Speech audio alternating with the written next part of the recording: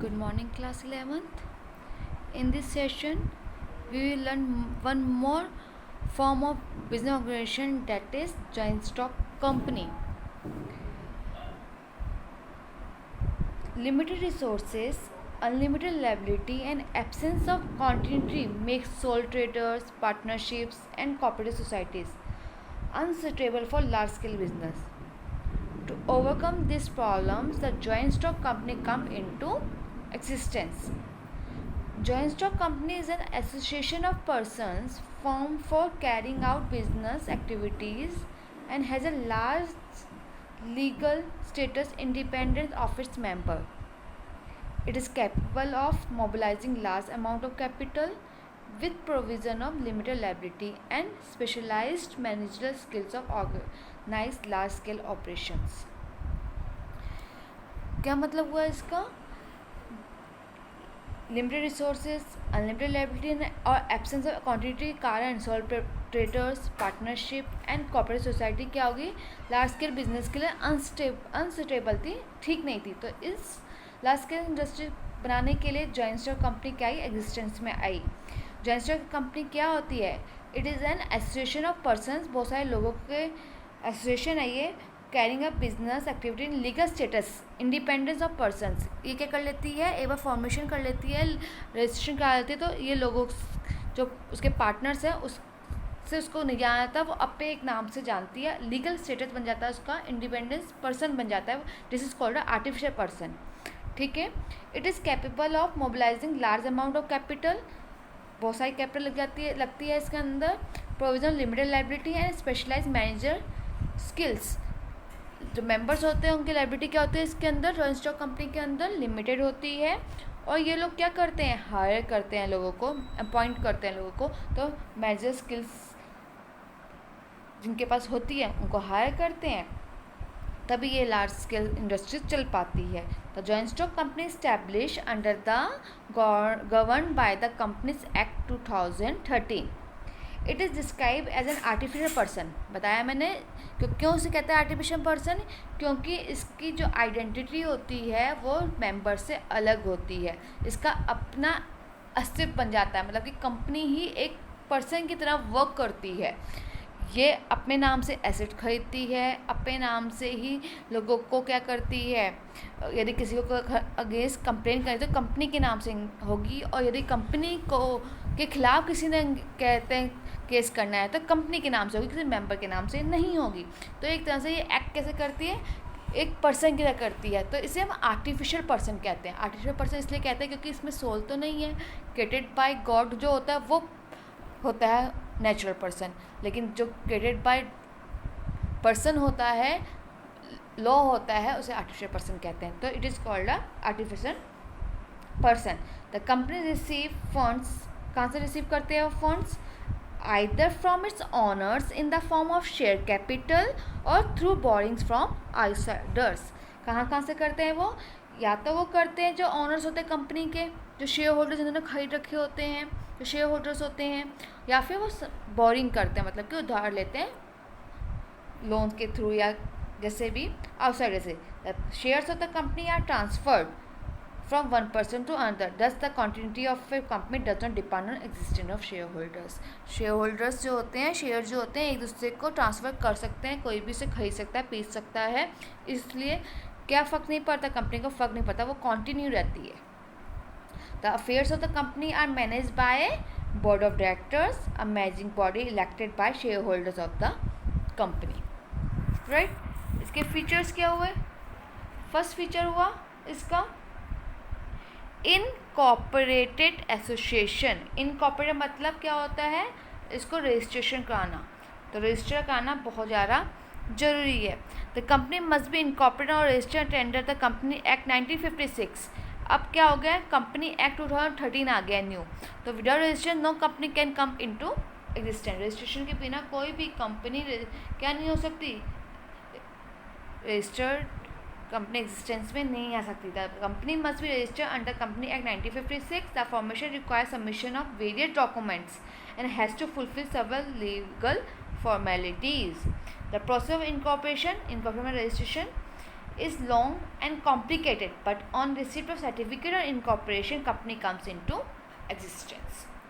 Right? Then second one is separate legal entity. बताया है मैंने आपको पहले भी कि एक बार रजिस्ट्रेशन हो गया तो उसका अपना क्या बन जाता है, अस्तित्व बन जाता है, लीगल एंटिटी बन जाती है, मेंबर से अब उसको कोई मतलब नहीं है. With incorporation of a company under company act, the company receive a legal status which means it has an identity separate from its members. The company can own property, incur debts, borrow money, enter into contracts, sue and be sued in the court of law. बताया मैंने, या वो कर सकती है, company कर सकती है किसी के खिलाफ कंप्लेन, या कोई भी कंप्लेन कंपनी के खिलाफ कर सकता है. तो company asset and liability are separated from those it is owners. जो उसके ऑनर्स है उससे अलग रहती है कंपनी की एसेट और liability. The law does not recognise the business and owners to be one and the same. जो लॉ होता है वो ऑनर और बिजनेस को एक नहीं मानता, वो अलग अलग से मानता है. Right. Next one is perpetual existence. Perpetual existence का मतलब होता है कि कोई भी आए, कोई भी मेंबर आए, कोई भी मेंबर जाए, किसी की डेथ हो जाए, रिटायरमेंट हो जाए, कंपनी को कोई इफेक्ट नहीं पड़ता. इसका परपिचुअल एक्सिस्टेंस ही रहती है. A joint stock company is created by law and can be brought to end by law only. Members share holders में कम और go, but company continues to exist.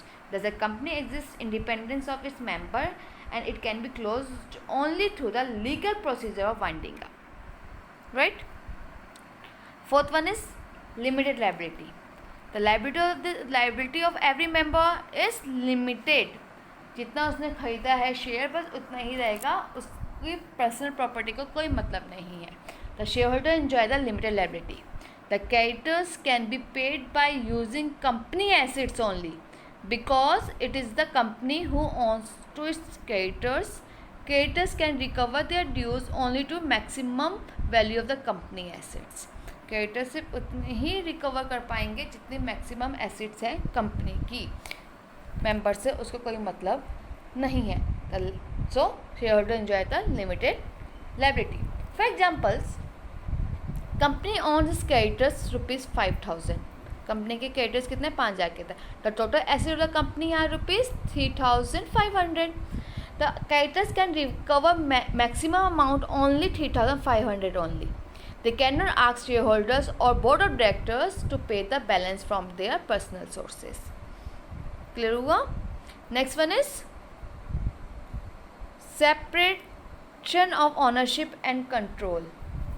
ये आपको मैं बताया था, ऑनरशिप और कंट्रोल दोनों अलग अलग हैं. The management of the company is in the hands of elected representative of share holders.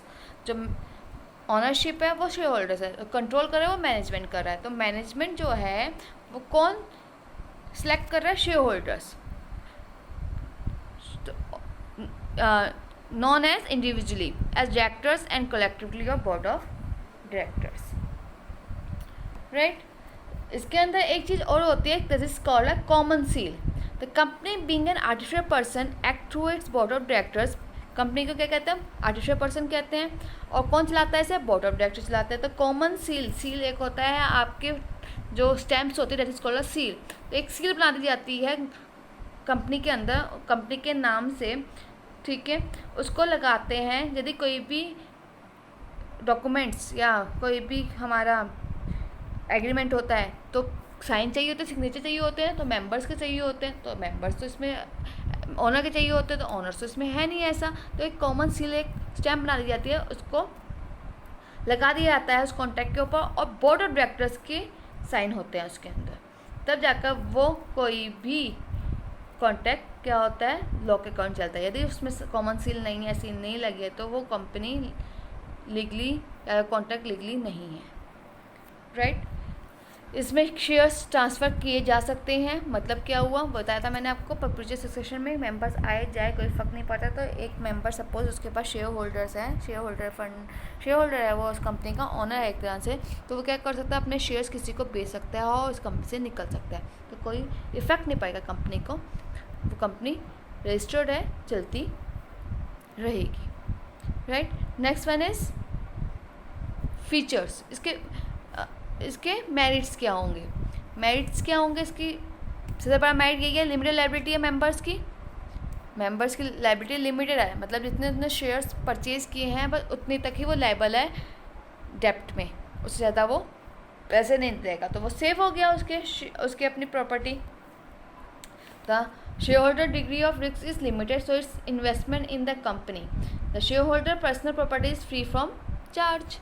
Next one is transfer of interest, बताया मैंने आपको, अपने शेयर्स को क्या कर सकता है, सेल कर सकता है। The shares of the joint stock company can easily be sold in open market और the stock exchange for cash. There is no need of prior permission और consent from other share holders. Investor invest money without any fear और blockage of investment, कोई भी इसमें invest कर सकता है, उनको पता है कि मेरे पैसे कभी भी ब्लॉक नहीं होंगे। नेक्स्ट वन इज मेरिट, सबसे बड़ा मेरिट यही है, परपेचुअल एक्सिस्टेंस है। परपेचुअल एक्सिस्टेंस पढ़ा ही था हमने कि मेंबर्स आए जाएं, डेथ हो जाए, रिटायरमेंट हो जाए, रजिस्ट्रेशन रिज़ाइन दे दे, कोई इफेक्ट नहीं पड़ेगा, अपने शेयर सेल कर दे, कंपनी को कोई इफेक्ट नहीं पड़ेगा। A company separate entity from its member allows a company to exist forever. The member's death, retirement, resignation, insolvency, transfer of shares to others does not affect company's existence. A company existence can come to an end only as per the provision of Company Act. Company Act के according ही ख़त्म होगा, otherwise वो ख़त्म नहीं हो सकता। Next one is scope of expansion. A company can raise funds from public as well through loans from financial institution or banks. This gives greater scope for large scale operation and expansion. क्या कर सकती है एक company, किसी से भी funds बोरो कर सकती है, पब्लिक से भी कर सकती है, लोन के थ्रू, फाइनेंशियल इंस्टीट्यूशन से जैसे बैंक्स वगैरह उनसे भी ले सकते हैं, शेयर होल्डर्स तो है ही हैं हमारे हाथ में, तो उनके पास बहुत स्कोप है फंड्स इकट्ठा करने का और अपने कंपनी को एक्सपेंड करने का। Last one is professional management. हमने पढ़ा था सोल प्रोप्राइटरशिप, पार्टनरशिप, वो लोग अपने काम खुद ही कर रहे हैं, सारे के सारे हायर नहीं कर रहे हैं बाहर से लोग, तो वो प्रोफेशनलिस्ट नहीं है, लैक ऑफ प्रोफेशनलिस्ट है यहाँ पर प्रोफेशनल मैनेजमेंट है, क्योंकि ये क्या करते हैं, ये लोग क्या कर रहे हैं, हायर कर रहे हैं लोगों को। Joint stock companies are operated on large scale facilities division of work.